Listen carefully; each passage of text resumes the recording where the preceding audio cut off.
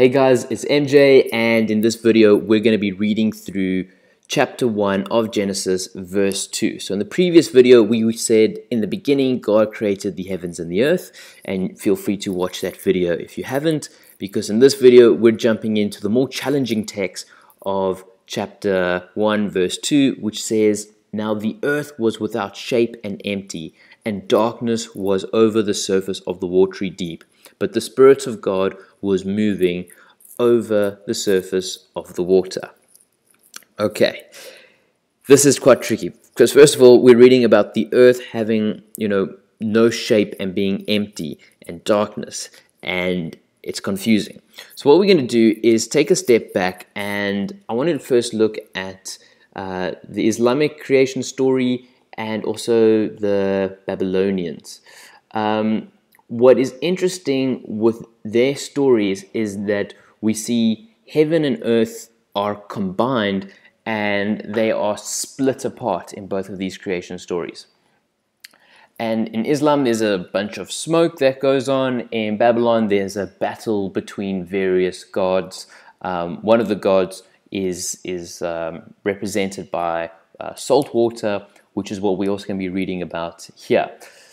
So some people have said, Genesis was written after the Babylonians and it borrowed a lot of their ideas, but some scholars, strongly contest this and might even suggest that the Babylonians copied them.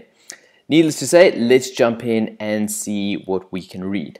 The first word that really strikes me is this concept of darkness.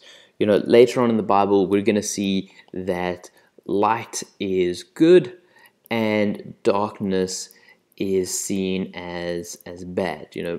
Jesus is actually going to be talking about the kingdom of light. We're going to read in Revelations that when the new city of Jerusalem comes, there will be no need for a sun because light will be coming out of the city. So there's a lot of strong imagery with light and darkness, and this is the first time that the Bible is mentioning darkness.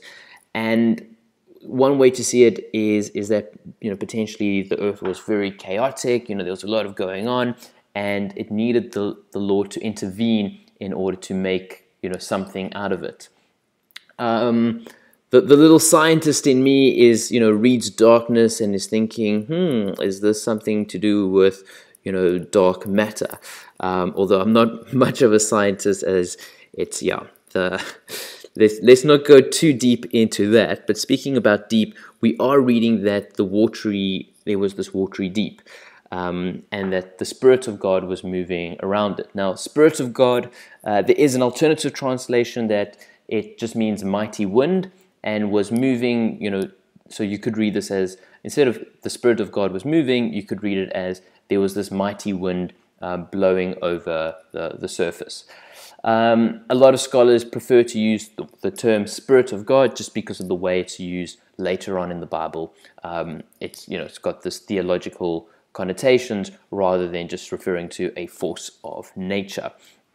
But what it seems like's happening is that we have water, and that the earth, in some sense, could refer to dry land, is underneath the water.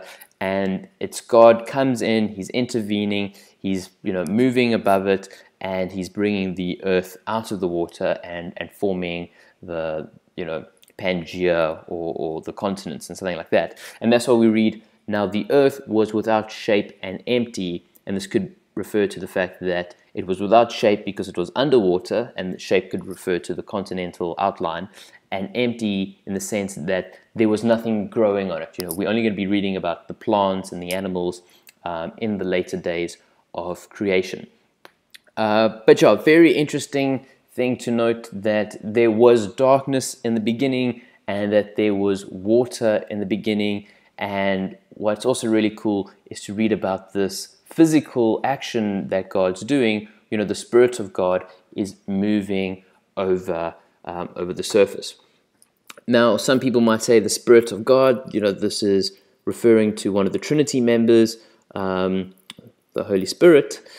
And remember, we did read in the previous verse that they are using a plural word for God, although, like I said, watch that video to get more on that.